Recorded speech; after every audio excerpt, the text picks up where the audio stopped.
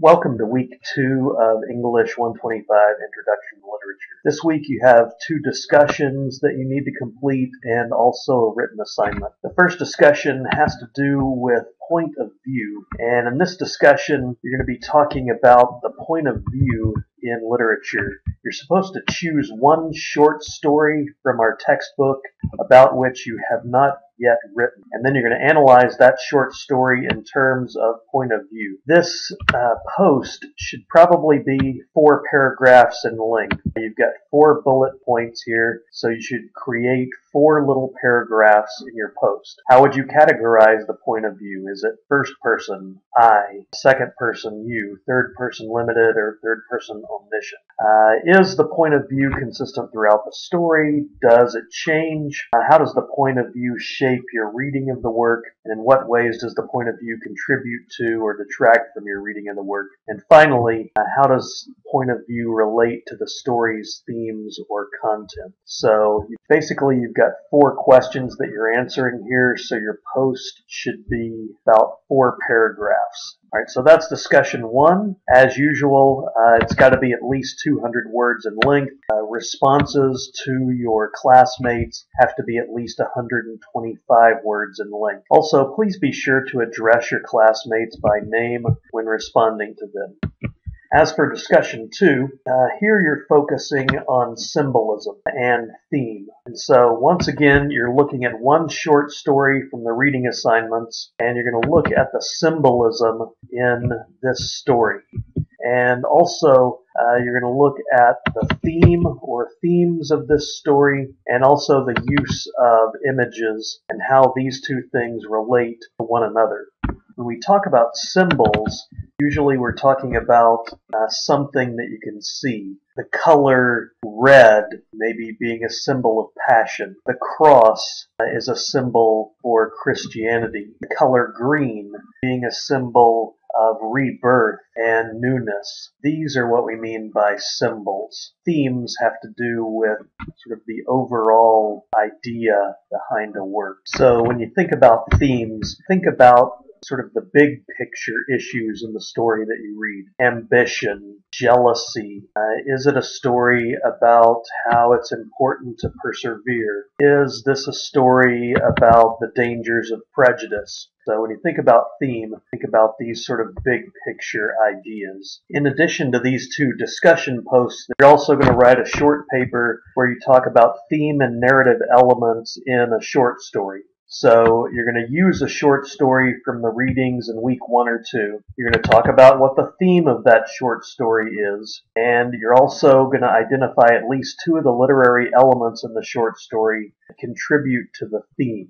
Things like symbolism. How does the symbolism in the story that you're dealing with contribute to the theme? If the color red, for example, is used frequently in your short story, is the color red a symbol that can be related to the theme of your story? So you need to connect these literary elements with the theme of your story.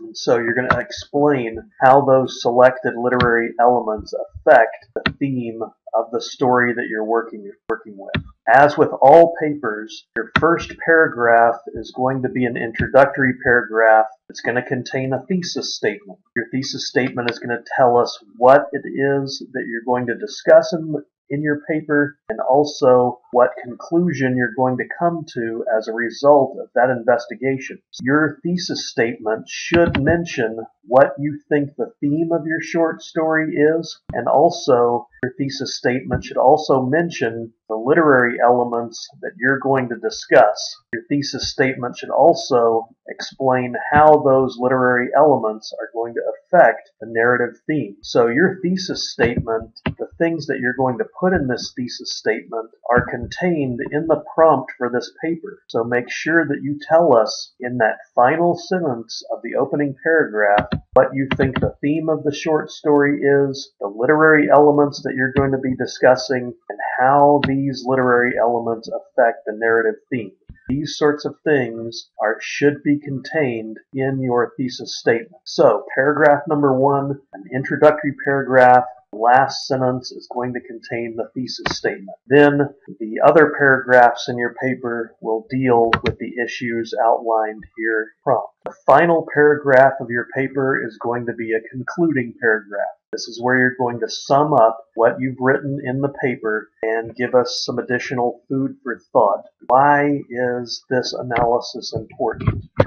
What should we think about this? At this point in the paper, you can get a little philosophical. Concluding paragraph of a paper is what I like to call the altar call. It's like when you go to church and at the very end, the minister invites people to join the church or invites people to become a part of the community. Your final paragraph is kind of like an altar call where you're inviting the audience to further reflect on the importance of what you've written. Opening paragraph is an introductory paragraph. The next several paragraphs are going to be your body paragraphs. Then the last paragraph of the paper is going to be a concluding paragraph.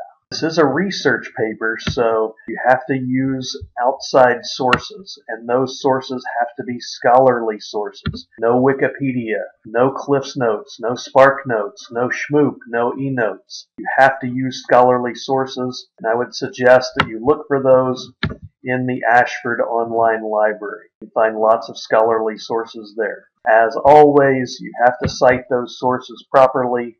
Within the body of your paper, you have to give an in-text citation. Anytime you take information from someone else's head, you have to give an in-text citation within the body of the paper. Also, you have to give a full reference on a reference page, which is going to be the very last page of your paper. Now, pay careful attention. The directions say that the paper must be 2 to 4 pages in length.